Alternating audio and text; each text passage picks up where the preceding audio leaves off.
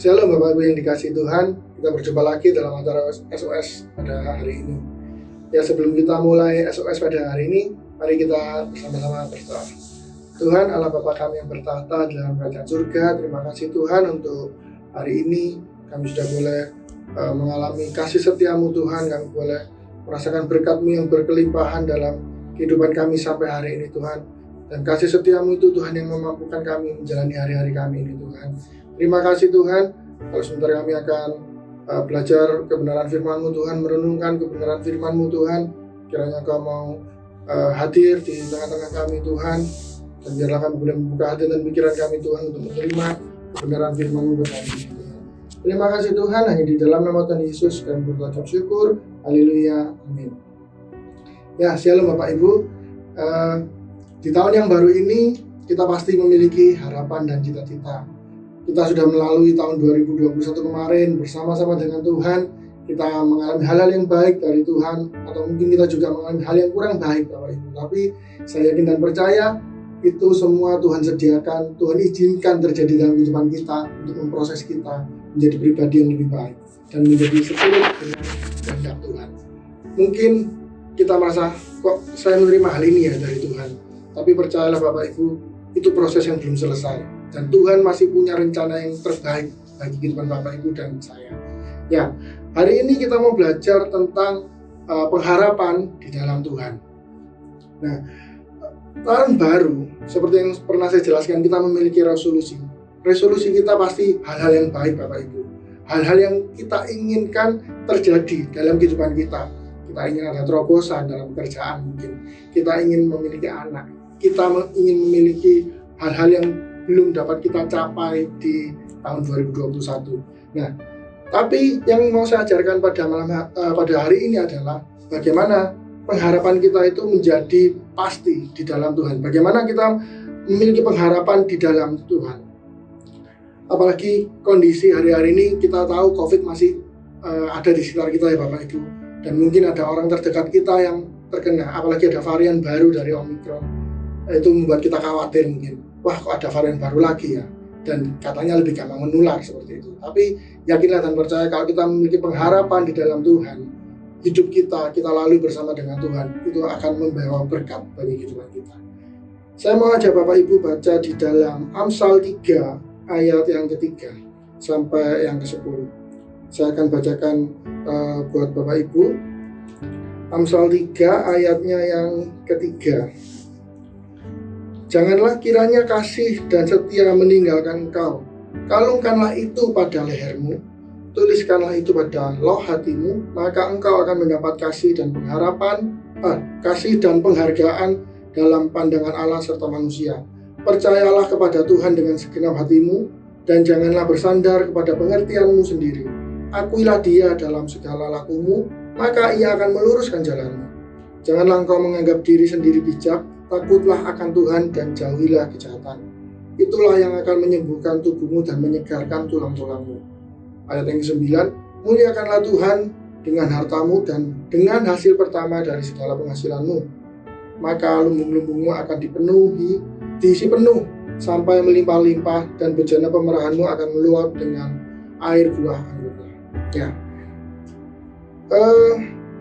Apa yang harus kita persiapkan supaya kita bisa menerima pengharapan di dalam Tuhan? Yang pertama adalah tetap setia kepada Tuhan. Itu tertulis di ayat yang ketiga dan 4 tadi. Dikatakan, janganlah kiranya kasih dan setia meninggalkan engkau. Kesetiaan ini merupakan sesuatu yang langka Bapak Ibu.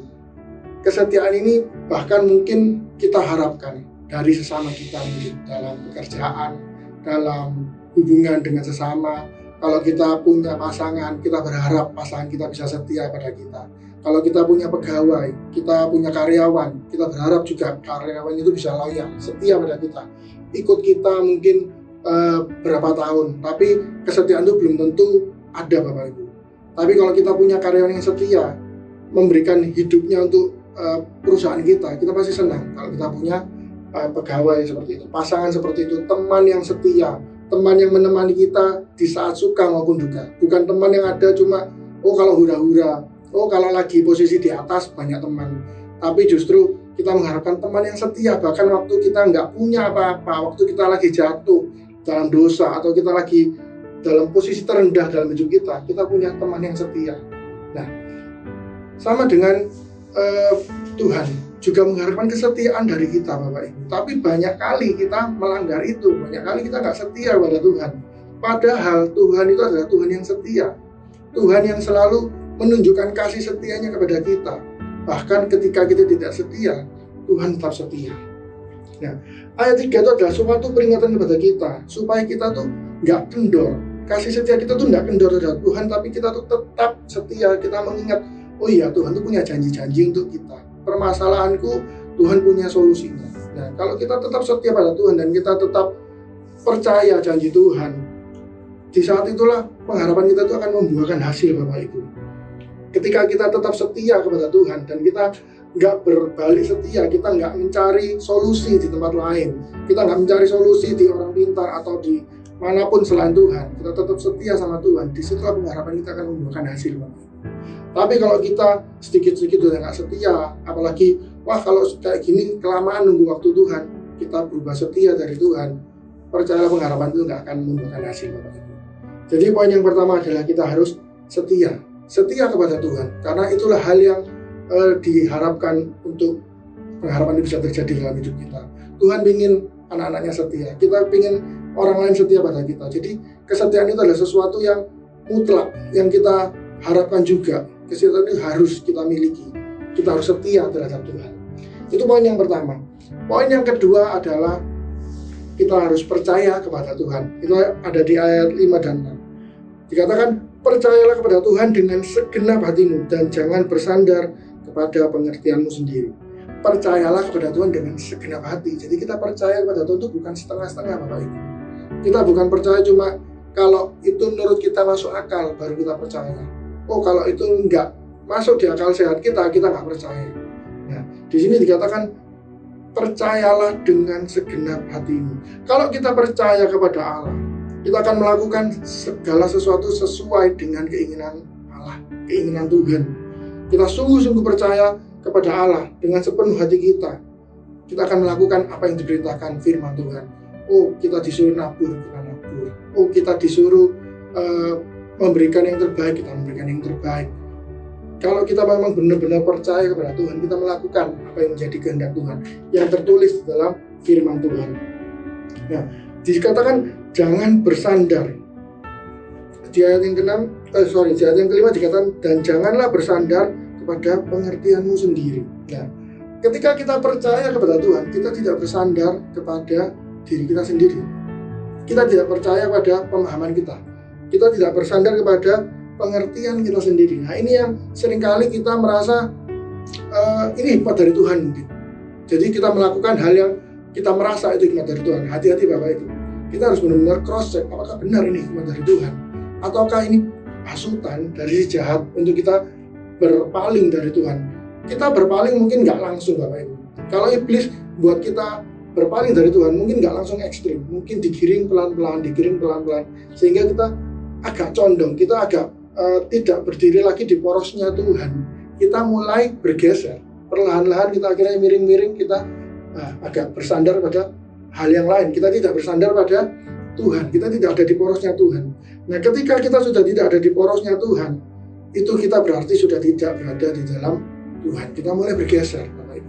Pelan-pelan kita bergeser. Hati-hati, kalau kita udah miring-miring seperti ini, kita condong seperti ini, nah itu kita harus hati-hati. Lama-lama Bapak Ibu, apa yang terjadi ketika kita sudah condong? Lama-lama kita bisa jatuh, Bapak Ibu. Kita kehilangan keseimbangan, kita bisa jatuh. Tapi kalau kita berdiri di porosnya Tuhan, kita benar-benar ikut di dalam jalannya Tuhan, kita berdiri tegak bersama Tuhan, percayalah kita nggak akan jatuh, Bapak Ibu. Tapi kalau kita sudah mulai condong ini, lama-lama bisa jatuh, Bapak Ibu. Kalau kita sudah jatuh, saya percaya kita semua nggak ada yang ingin jatuh, Bapak Ibu. Kalau kita jatuh, itu sakit, Bapak Ibu. Jadi yang kedua adalah kita harus percaya kepada Tuhan. Kita nggak boleh bersandar pada pengertian kita sendiri. Karena kita juga jelas mengatakan, terkutuklah orang yang mengandalkan dirinya sendiri, Bapak Ibu. Jadi, ayo kita nggak mau bersandar pada diri kita sendiri, kita mau benar-benar percaya kepada Tuhan. Yang berikutnya adalah yang ketiga, berikutnya adalah muliakanlah Tuhan. Itu ada di ayat yang ke-9. Berkata, muliakanlah Tuhan dengan hartamu dan dengan hasil pertama dari segala penghasilanmu, maka lumbung-lumbungmu akan diisi penuh sampai melimpah-limpah, dan bejana pemerahanmu akan meluap dengan air buah anggurnya. Ya, harta itu adalah titipan dari Tuhan Bapak Ibu. Apapun yang kita miliki hari-hari ini, itu semuanya adalah titipan dari Tuhan.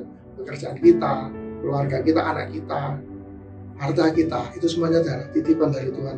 Tapi berapa banyak dari kita yang benar-benar pegang hal itu, sampai kita nggak mau hal itu lepas daripada kita.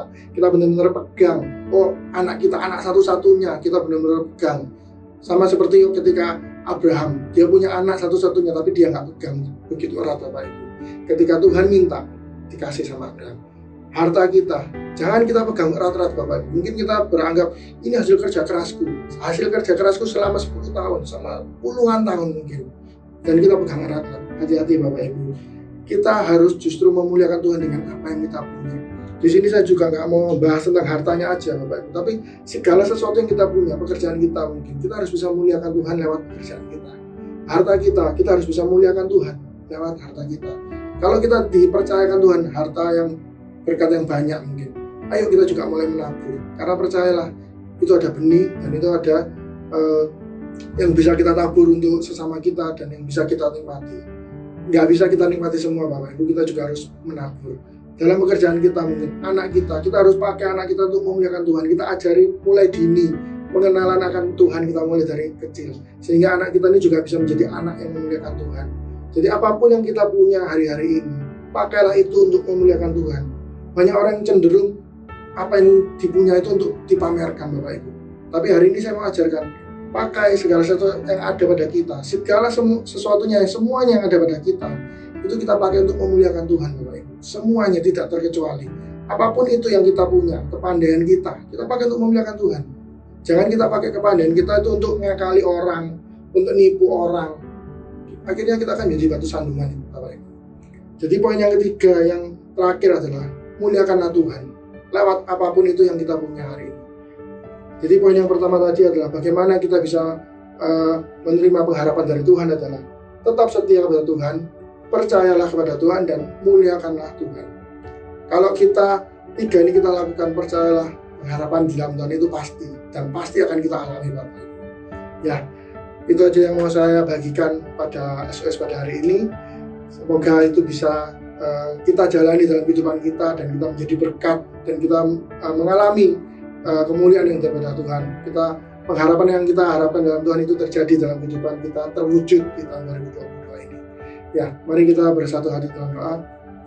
Tuhan Allah Bapa kami bertata dalam surga, mengucap syukur untuk kebenaran firman-Mu pada hari ini Tuhan. Biar kami boleh belajar bagaimana kami menaruh pengharapan kami Tuhan di dalam Engkau Tuhan, dan kami boleh tetap setia Tuhan terhadap Engkau. Kami boleh percaya terhadap firman-Mu Tuhan. Kami juga boleh memuliakan Engkau melalui apapun yang kami punyai hari-hari ini Tuhan. Meskipun mungkin kami merasa tahun ini mungkin belum tahun yang terlalu baik, tapi kami mau memuliakan Engkau lewat apapun yang kami punya Tuhan. Terima kasih Tuhan, terima kasih Roh Kudus, tuntun langkah hidup kami, biar kami boleh seirama dengan Engkau Tuhan. Hari lepas hari kami semakin menjadi serupa dengan Engkau Tuhan. Terima kasih, kami juga berdoa untuk kota kami ini Tuhan, kota yang kami cintai, kota Surabaya. Kiranya mau tutup bungkus lindungi, biarlah ada sukacita, damai sejahtera senantiasa dalam kota ini Tuhan. Biar ada ketenangan, biarlah Kau juga mau tutup bungkus pemimpin-pemimpin di kota ini Tuhan. Biarlah boleh senantiasa memimpin kota ini bersama-sama dengan rasa takut akan Engkau Tuhan. Terima kasih Tuhan, yang juga berdoa untuk bangsa dan negara kami Tuhan. Kau tutup bungkus dengan kuasa darah-Mu juga Tuhan. Biarlah Kau mau berkati pemimpin kami Tuhan. Biarlah Kau taruh hikmat-Mu atas pemimpin kami Tuhan. Memimpin negara ini menjadi lebih baik, menjadi lebih takut akan Engkau juga Tuhan. Biarlah pemulihan-pemulihan itu boleh terjadi di negara kami ini Tuhan. Terima kasih, kami juga berdoa untuk gereja yang kami kasihi, gereja yang kami rajani Tuhan, tempat kami bertumbuh bersama Tuhan. Kiranya Kau mau berkati rumah-Mu ini Tuhan. Kau berkati pemimpin, Kau berkati Bapak Gembala Tuhan. Biarlah Kau boleh tambah-tambahkan hikmat-Mu atas Bapak Gembala dan keluarga, perlindungan-Mu dan berkat-Mu sempurna atas beliau dan keluarga Tuhan. Terima kasih Tuhan, pertemukan kami di SOS berikutnya. Biarlah kami semakin hari boleh semakin giat dalam belajar kebenaran firman-Mu Tuhan. Terima kasih Tuhan, hanya di dalam nama Tuhan Yesus kami berdoa dan syukur. Haleluya, amin. Ya, sekian SOS pada hari ini. Tuhan Yesus memberkati.